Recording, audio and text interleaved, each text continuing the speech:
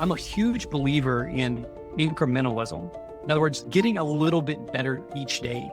Growth is really that path to the natural talents that you're going to develop. Because if you're not growing and trying to get better, you're not going to ever discover the things that you'd be great at. I believe that marketing's job is to make sales unnecessary. Marketing, when it's done right, is like selling without physical presence. The key behind marketing is having patience, because getting people to know you, like you, trust you, and buy from you is a logical progression. We live in a world now where there's 6.4 or 6.5 billion people with these devices called smartphones. And that means that in any instant, they can pull out that smartphone and they can tell the world about their experience with us. If you're going to create evangelists, you have to ensure that you are exceeding expectations.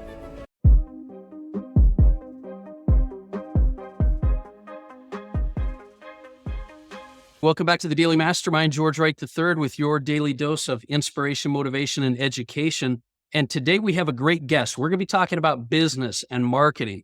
We've got the CEO and founder of Ugly Mug Marketing, Wayne Mullins, in the house. How are you doing, Wayne? I'm doing great, George. Thank you. I'm really glad to have you here. And just to kind of give some background for everybody, you're the founder of Ugly Mug Marketing, and it's one of the most successful marketing agencies in the world. You've also created the Freelance Academy, and you're the author of a book, Full Circle Marketing. But you've personally trained 20,000 marketers. You've launched New York Times bestsellers. You've recently, you mentioned to me, grown a company, one of your clients, from 20 million to 600 million in just 5 years. So today I'm really excited to talk about strategies and tactics with people that generally think of marketing certain ways that I think you and I have learned have been different. So start us out with just kind of some of your background. Like, did you grow up a marketer? Like, how did you get into the whole industry? And tell us about the origin of Ugly Mug Marketing. Yeah, absolutely. So, it's actually Zig Ziglar's fault. So some of your listeners may be familiar with Zig Ziglar, one of the best, greatest motivational speakers probably of all time. Zig Ziglar used to teach a lot of sales training programs, have a lot of those out. And somehow I ended up with one of his programs. And that led me down this entire path of wanting to go into sales, wanting to hone my ability to sell and influence other people to make purchasing decisions. So I started my career in sales, spent 3 years. First of all, I was horrible at this thing called sales. I had so many doors slammed in my face. But I guess my stubbornness really paid off for me, because I just kept doing it, kept learning, kept growing, kept improving. And it got to this point, George, where what I noticed was that the amount of revenue I was making for the company was going up fairly rapidly, but my commission was only slowly going up. And so that gap kept getting bigger and bigger. And I had this dangerous idea. What if I actually did something for myself? What if I sold something on my own? Well, at that time, the only other skill I could really think of that I had other than sales was cutting grass. So I'm born and raised here in Louisiana, and the grass cutting season is 9 months out of the year. And all through high school, college, I'd cut grass and made extra money. So much to the dismay of my parents and probably my professors that I just earned a 4-year degree previously from, I decided to start a lawn and landscape company. Wow. And really applied my sales approach and some very unique marketing approaches to that business. And over the course of 3 years, grew that business up to a fairly good size. Decided that I'd reached the point where either would involve moving to another territory, expanding into another territory about 100 miles away. And I really didn't want to do that. So I decided to put the business up for sale. It was December when I put it up for sale, which is not the best time to sell that business. And within 3 weeks, I actually had a couple of offers on the business, ended up selling the business in January that next year. And out of the course of growing that business, I started having a lot of the clients actually of the lawn company come to me, and they were mostly commercial accounts. These entrepreneurs would come to me and say, how are you growing your business so rapidly? And the answer was marketing. We were doing very specific, very unique things to market that business. And so those conversations led into consulting around marketing, which eventually turned into Ugly Mug Marketing. That's great. I'd tell you, there's a couple of great lessons there that I think people have probably noticed if they've paid attention. And that is, you weren't born a salesperson. And I don't know that really there are any that are born salesmen. I'm a big Zig Ziglar fan, and all his books, he's spoken for me a few times before he passed away. And I tell you, you can learn those skills. But you didn't go into your education or your business thinking you're going to be a landscaper, but ended up selling it. And through that process is how you learned the skills that you needed that did develop. So I think people need to take note that, sometimes you don't know what the end goal is, but if you're just, excelling in your craft, you're going to pick up the skills needed. So that's great. And I know you have an amazing team now. You've got a great group of people that are very unique in the industry. And I think it brings us to a really good topic to hit. I think a lot of business owners, whether they're marketers or not, people see marketing as that, let's get a lead and convert it. Let's just make a bunch of sales. We need more. I think a lot of people don't even value marketing like they should, but you have kind of a different approach to, the nuances and the natural progression of marketing. So talk to us a little bit about that approach and how you do that with your clients. Like, let's kind of start down that path and see if we can give some new perspective to people that are listening on marketing in general. Yeah, absolutely. Before I jump into that, I'll just kind of tag on to what you were just saying. I'm a huge believer in incrementalism. In other words, getting a little bit better each day. And I see it so often, George, where exactly what you're saying, people try to wait and figure out, what's the perfect path for my life, or what's, the exact purpose, where should I be heading? And I believe that you could get plugged into any organization and hone your craft, hone your skill, where you personally take responsibility for your development, for your growth, and get a little bit better every single day. And what's going to happen is it's going to open up so many doors and so many opportunities for you because of that step, because of that, I guess, faith really, and just stepping out, taking that next step, even though it may not be where you think you want to end up in the future. No, I think that's huge. I really like that. And I want to emphasize the fact that growth is really that path to the natural talents that you're going to develop. Because if you're not growing and trying to get better, you're not going to ever discover the things that you'd be great at. But also, if you're not focused on growing where you're at and what you're doing incrementally, you're always chasing shiny objects. You're always, living in the past or trying to look into the future. And I really love that incremental daily progress, because I do think it leads you to where you want to be, which obviously is case in point with your business. I don't think you ever thought, I'm going to be a marketer and have a big marketing company, right? No, absolutely not. And the beauty is that taking that approach and imparting that approach into your team, we're based in Alexandria, Louisiana, population 48,000, no big cities around. The closest quote unquote big city is about 75, 80 miles away. And the population there is like 120,000. So again, we're kind of in the middle of nowhere. But because of that approach, we've been able to work with New York Times bestsellers. We've been able to work with Fortune 500 companies. We've been able to work with literally clients from around the world, all from here, and all because of, number one, incrementalism, what we're talking about. But number two, this thing called the natural progression, which you brought up just a second ago. So if you'd like, we can dive into that. And let's get into that. But I think that's a great segue, because, incremental growth and natural progression in marketing is a great tie-in. So yeah, tell us about your thoughts on that. Yeah, absolutely. So again, my background is sales. And so marketing and sales, in my opinion, are almost one and the same thing, right? I believe that marketing's job is to make sales unnecessary. In other words, if I do my job well as a marketer, it shouldn't take any convincing or persuading or cajoling from a salesperson or a sales team to get you to want to buy my product. In other words, the marketing has done the bulk of the heavy lifting for you as a salesperson. And so this whole idea of the natural progression works like this. If you envision just an old analog circle clock hanging up on the wall. So at the top of that clock, at the 12 o'clock spot, is everyone out in the world that we would call strangers.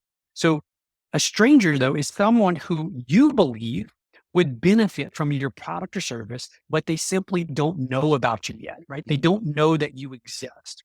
So your job as a marketer, number one, is to find those people, identify those people, and then number one, get them to know about you. And number two, get them to like you. If you do those two things well, they're going to become your friends. So over at the 3 o'clock spot on the clock is what we call friends. And here's where I see so many marketers mess up. They believe that their marketing campaign should take someone all the way from a stranger to them pulling out their wallet and handing you money with one campaign or with one Facebook post or with one fill in the blank with the thing. Yeah. And it just doesn't work that way, right? There's these incremental steps that we have to walk through. We have to go through. It's just like sales. It's psychology, really. Yeah. I want to emphasize what you said, because I've always kind of talked with clients that I've had, and I've said, look, marketing, when it's done right, is like selling without physical presence. The marketer's job is to create that who, what, why, how you're going to help your customer and to really help to engage them. But I also believe that the key behind marketing is having patience, because it is definitely a scalable resource and skill that you learn, but getting people to know you, like you, trust you, and buy from you is a logical progression. And I think sometimes businesses get impatient. They want to go right from find out who I am and buy from me. And look, we're all consumers as well. And we realize that's not the way it works. You've got to get some type of, and sometimes, at least with most clients I've worked with as well, it's that repetition of 3, 4, 5, 6 times that they see you, hear you, trust you, learn from you before they buy for you, even if it's not intentional. So how do you take people through that process? Are you generally, talking about online marketing and things like that to lead them from knowing you to liking you? Or is this a process you apply to whatever the channel is that people are utilizing to find their ideal clients? Yeah, I would say it's first about getting crystal clear about the who. In other words, who those strangers are. Because when you fully understand who those people are, you will know where they are, right? You will know, are they on Facebook? Are they on Instagram? Are they not online at all? Are they listening to radio? Are they listening to, whatever? Like, until you get clear about who those people are, you're going to waste money putting your message out there. And then you're going to complain that marketing or advertising or this platform or that platform doesn't work. And the reality is you're putting your money in places and your message in places where your who simply aren't. They're not there. And so you've got to be crystal clear. And, look, I get it. I'm very impatient. I don't want to have to sit down and really think through and really talk to people and understand, what are their hobbies? Where do they show up? What do they drive? What do they listen to? What do they read? All of these things. I don't have time for that. Yeah. Right. I'd rather just go turn on an ad, spend some money, and then complain that it doesn't work, as opposed to doing a little bit of due diligence and really understanding who those people are. So that's the if first people step. see the benefit of that, like if they really truly, it happens all the time, and I'm sure to you as well. Companies don't want to really get their core message or who they're going after really cleanly outlined. They just think, I want to take my product and sell it to everybody, and the people that like it will see it. But it sounds like more work. It's actually less work when you can get clear about who your end buyer is, because then you're, like you said, you know exactly where to go. You know exactly what to do. But it is so important. But I think it's like with our podcast, it's the same with life. If you want to live a great life and you don't take any time to try to clearly identify what it's going to be like, then how do you know what you're looking for? You're going to end up with something you didn't think you wanted in the first place, because you think you're going to figure it out as you go. And you can't do that in life. You can't do that in marketing. So I agree with you 100%. Yeah. Yeah. So the next step, once we get them to know about us and to like us, we move them to the 3 o'clock spot where they're actually friends of ours. Okay. And one side note here, that's a great time to do some form of lead capture. So whether that is you offer a free report, you offer a newsletter to opt into, you get them to follow you on a social media channel, that is the time to connect with them so that you can then move them through this next step, which is you've got to move them from 3 o'clock to 6 o'clock, which is from friends into customers. And that is where they pull out their wallet and they hand you money. The one huge ingredient here is this magic word called trust. They have to trust you. They have to trust that your product's going to do or your service is going to do what you say it's going to do. They have to trust that you're going to stand behind it in the event that something does go wrong, right? It doesn't deliver. They have to trust that they're going to receive more value from the product or service that you delivered than the money they're parting with. Yeah. Right. There has to be a fair value exchange there. And so one of the mistakes I see so many marketers make is we assume that people are going to trust us. And the reality is we live in a very, especially here in the States, a very skeptical society, a very skeptical consumer society. And consumers don't trust us as marketers. They don't trust us as salespeople. They don't trust us as business owners. Here's the interesting thing. If you were to go to Amazon and let's just say you're going to look for a new tube of toothpaste. Yeah. Right. You're not going to buy that tube of toothpaste before you scroll down and look at Reviews, the reviews, customers, right? testimonials. Yeah, exactly. Yeah. You're going to trust a bunch of strangers who you've never met, who could all be psychopaths, way more than you're going to trust the I know that's company. true. That is true. Yeah. But you're looking for Who's, that group consensus too. So, yeah. because you have no other frame of reference, right? Yeah. But as marketers, when we're on the other side of that table, we think that they're just going to trust us. Mm. We think because we've invested so much time, energy, and effort in developing our tube of toothpaste, right? We've done all the clinical trials, all the clinical research. We know it whitens your teeth better than anyone else. We can say that until we turn blue in the face. Yeah, They're not going to trust us. I agree. They're going to trust what those other people say. And so the lesson for us as marketers is simply that. Who is speaking on your behalf? Who is out there that you can leverage that is speaking things to other people that you can leverage? Who are those people? Testimonials, reviews, case studies. Who are those people for you? Leverage those people during that phase of moving people from friends into customers. Yeah, I think that's a great example, and people will recognize this when they notice that if you've ever, you guys, if you've ever followed a group or clicked on something on Instagram or Facebook, whether it's an ad or a page or whatever, you'll see content, but then all of a sudden you'll see like clients giving examples of what they did on behalf of that customer, a strategy they use. But I think you're right between, Google reviews, ads, testimonials, case studies, third party, all that trust gets built up. And you're saying that leads people from that, they know you and like you, 3 o'clock to 6 o'clock, whether they've engaged or opted into something, now they become a buyer with your company. But that trust is key to take them from friend to buyer. I love that. Yeah.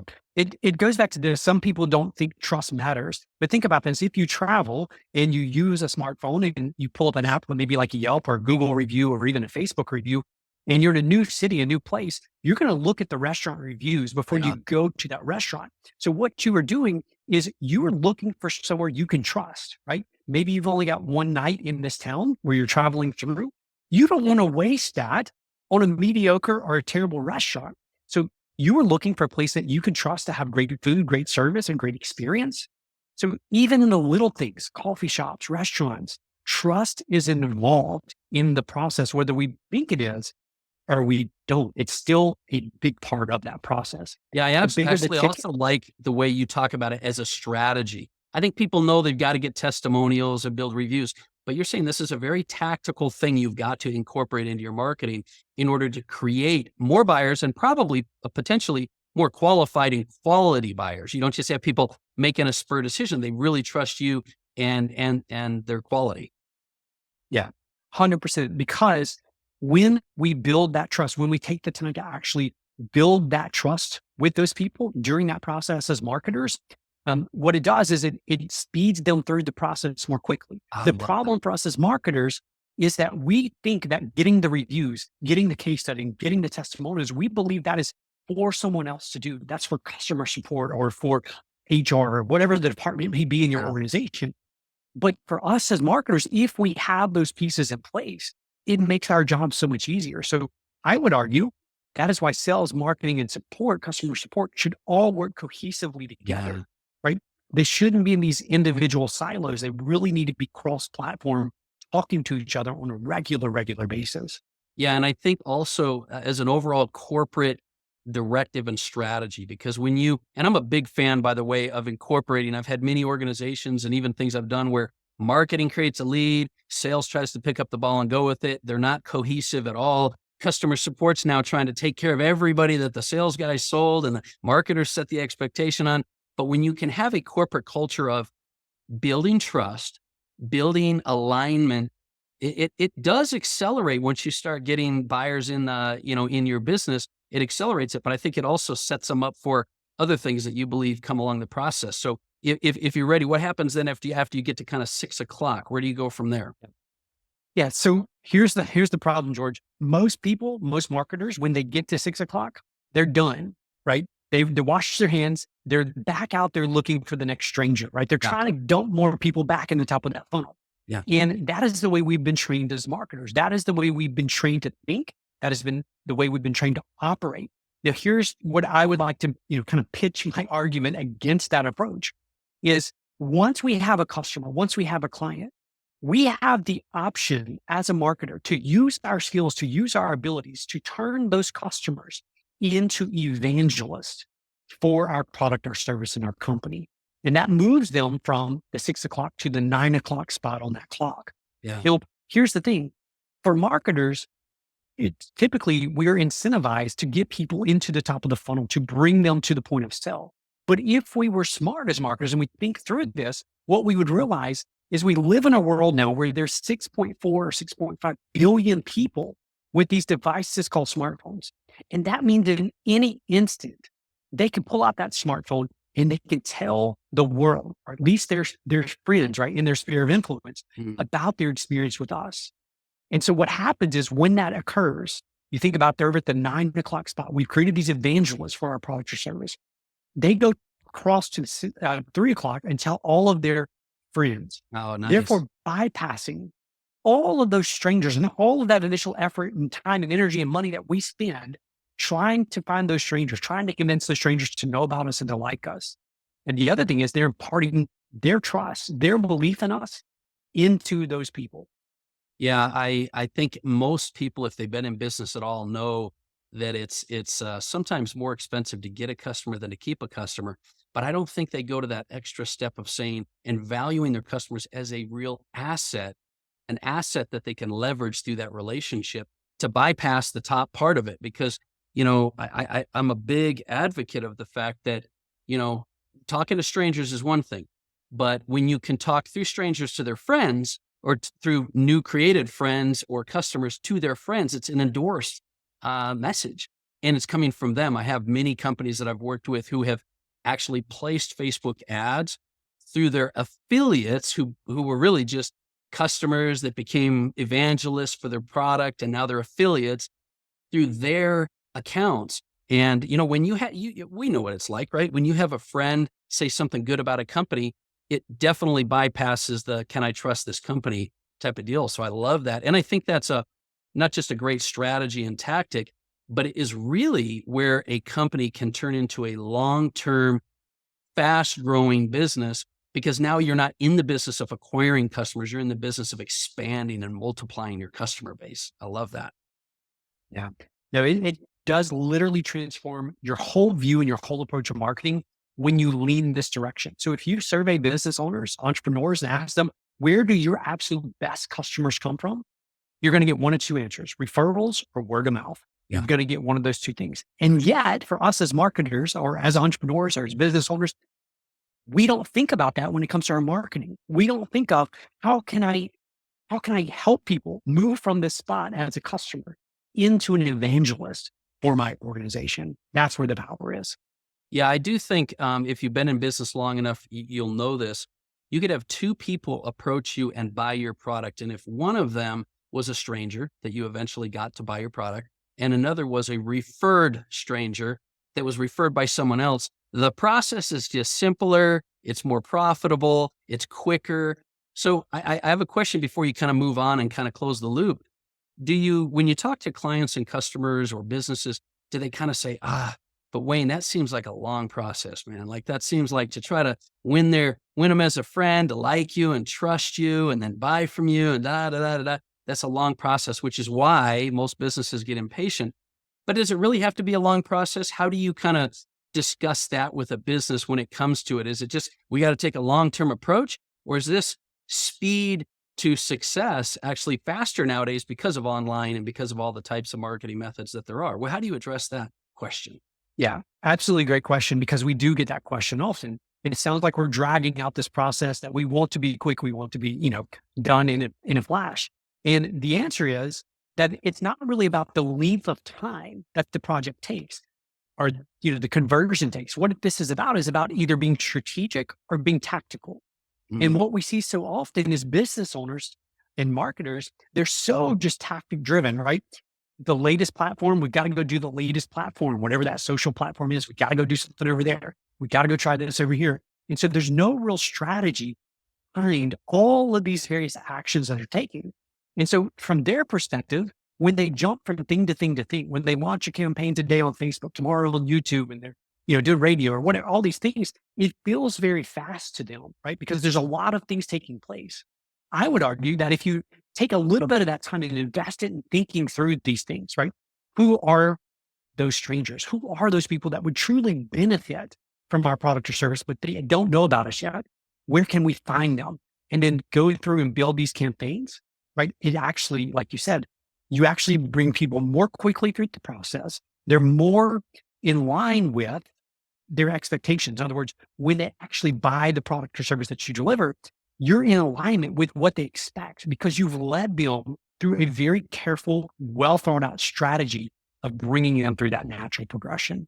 Yeah, I agree with you 100%. I will even double down on a couple things you said. I think number one, when you do tactics, you're going to get results. But when you do strategy with tactics, I think you don't have to assume it's not going to happen as quick because it's not about time. Having strategy and tactics can happen just as fast.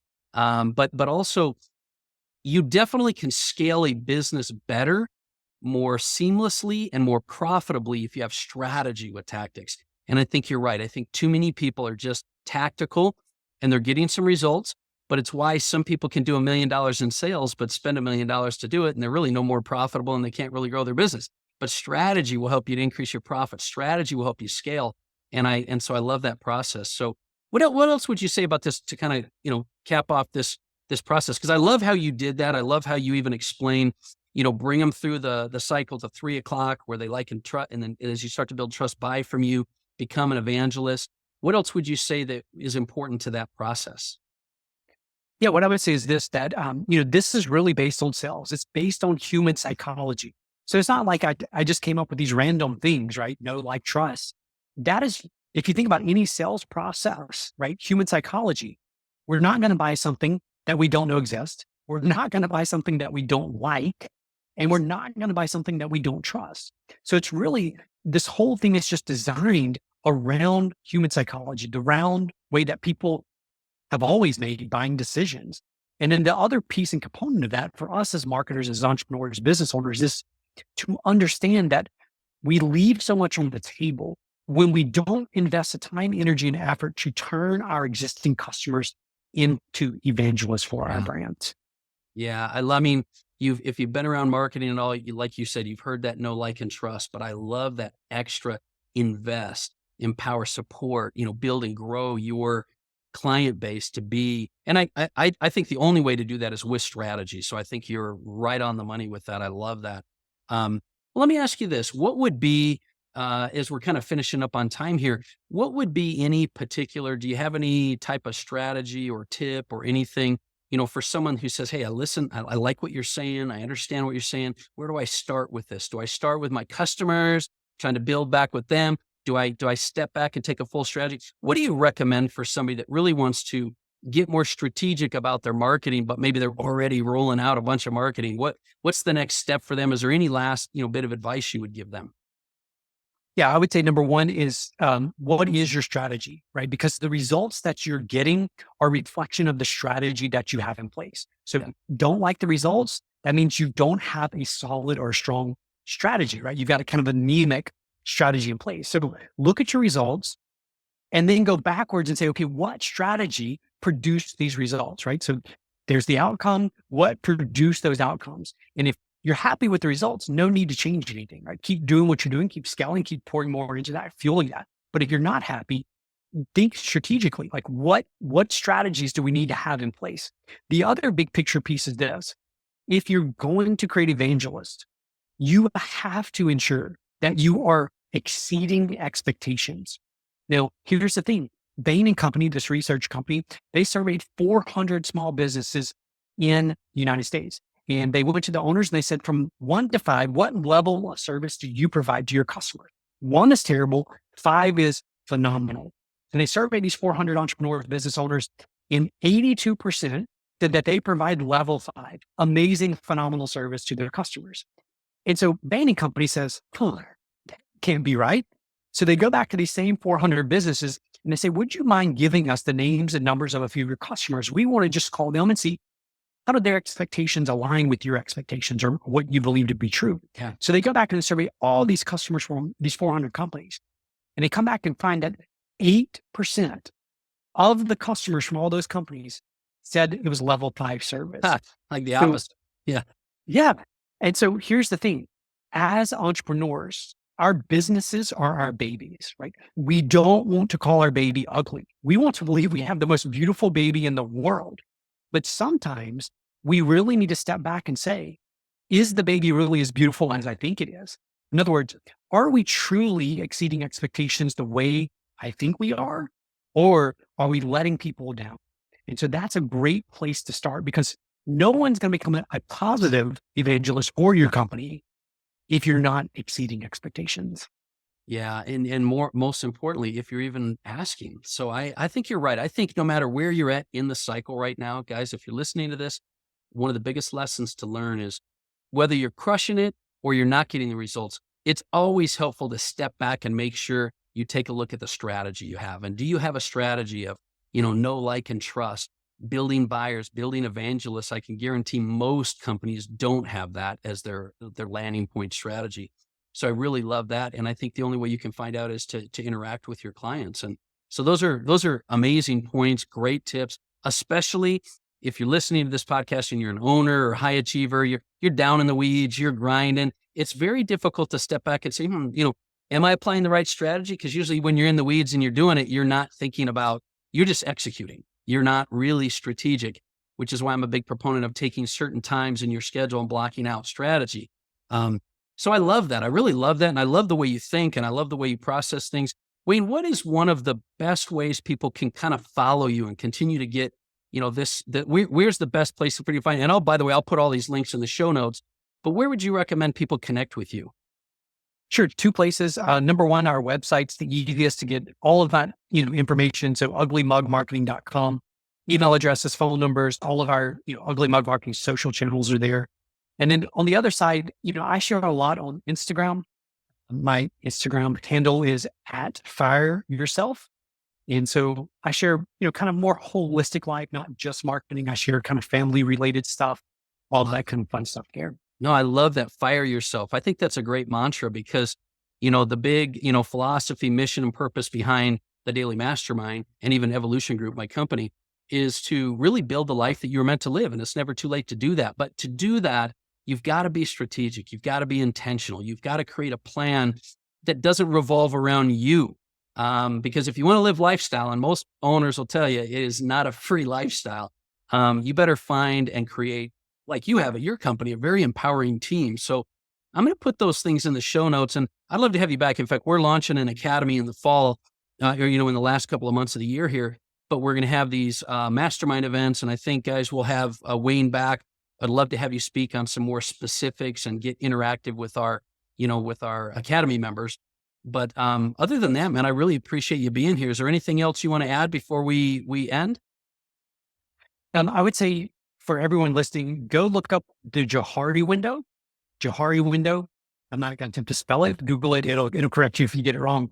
But what the Johari window teaches is that for all of us in our lives, there are certain things that other people can see, other people know, that are unknown to us. Or in other words, we can't see them.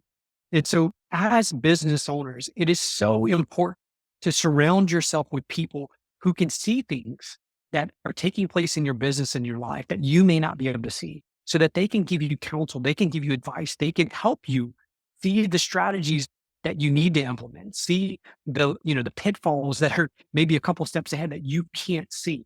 So I highly encourage people to, number one, be aware that there's so much in our lives and in our businesses that we're blind to, but other people can see if we're willing to invest and surround ourselves with those people. Yeah, the Johari window. I love that. I'm going to actually check that out as soon as we're done here. And I think it's tough for individuals with personalities like we have. They're high achievers, CEOs, business owners. You sometimes feel like what's gotten you there is the fact that you have all the answers and you can drive things.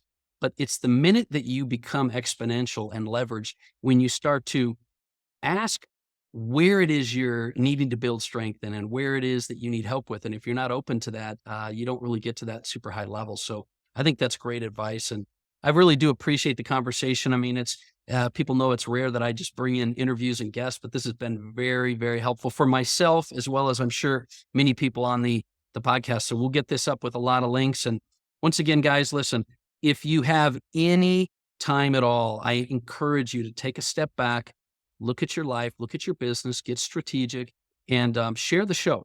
This is a great message I think a lot of people will benefit from. So share the show. Hit us up on the Daily Mastermind on Instagram and Facebook, and I'll put the links to Wayne and his company in the show notes. Once again, my name is George Wright III. This has been the Daily Mastermind. Have a phenomenal day.